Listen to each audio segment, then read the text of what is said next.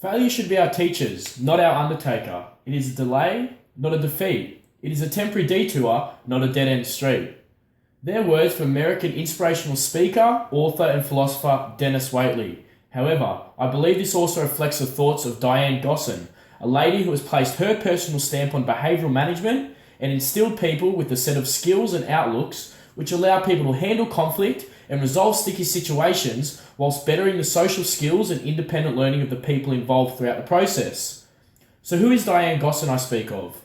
Well, she's a Canadian-born school teacher and has taught across every year level, kinder to university. She must have a bit of a passion for school-based children programs as well, as she's worked in many boards and across the US and many other countries, ranging from behavioural management organisations, drug and alcohol rehabilitation groups, and abandoned youth programs. However, her most recognised and famous work comes from that of the restitution of self-discipline in the classroom theory, in which she teaches children ways to resolve conflict and issues on their own, helping them understand what they have done if bad behaviour occurs, how they can fix these mistakes, learn from them, and then be held accountable for their part in what has happened, to then return to the situation feeling better and stronger about the issues. Behavioural management is an open-ended field, with no correct strategy or theory being outlined as the one and only, and many educators will in fact use multiple strategies and theorist ideas throughout their teaching careers.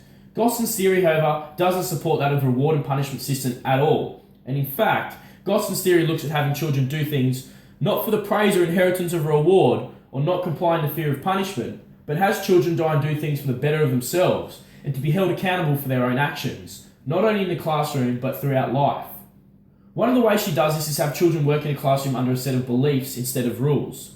Although very similar, rules can be broken without being caught. Think of stealing.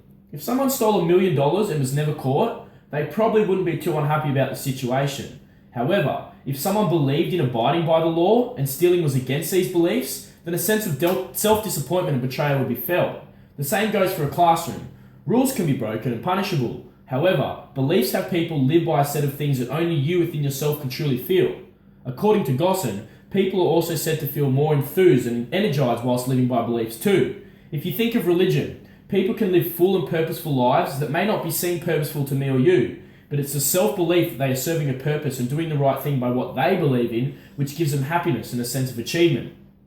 At the same time though, it is important as a teacher or role model, we understand the individual beliefs of each person, as this can help us guide them on the path they wish to follow, and help us reinforce these beliefs in the times when they may need to be reminded.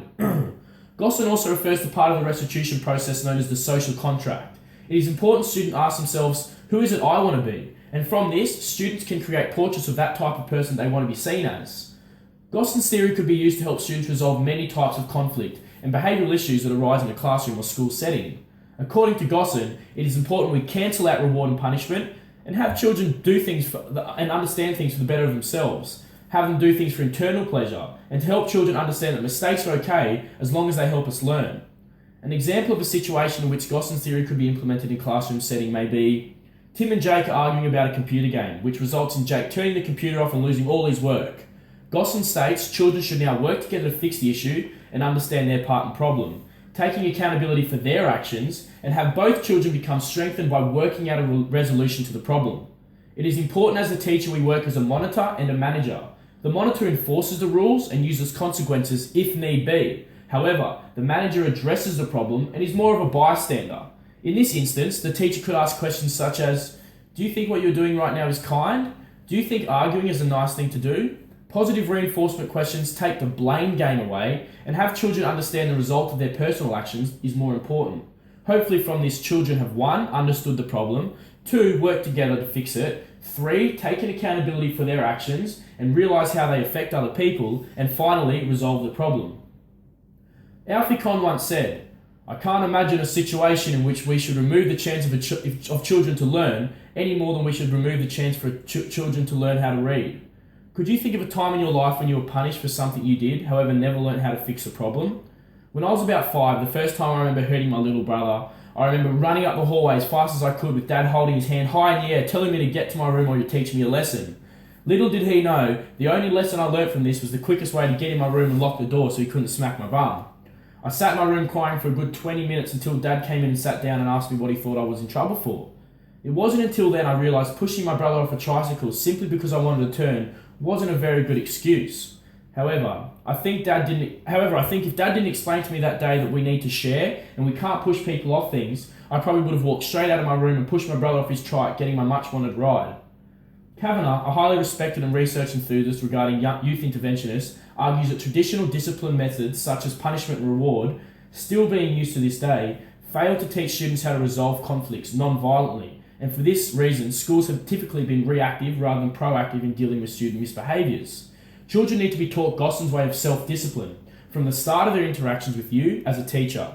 Strategies need to be taught to children from the beginning, which allow children to have these skills and an understanding necessary to her theories. Now, this can be a time-consuming practice, which may discourage and turn people away from this method. But put yourself in the shoes of a child. If you were given the opportunity to inherit a set of skills capable of having you feel stronger and more fulfilled and satisfied after times of crisis, would you too not wish to be taught these? The skills Gossen outlined in her theory can not only be used in the classroom scene, but relevant to life situations. Sometimes being offered a lolly to tell the truth may taste good, but to tell the truth and be honest with yourself will feel good.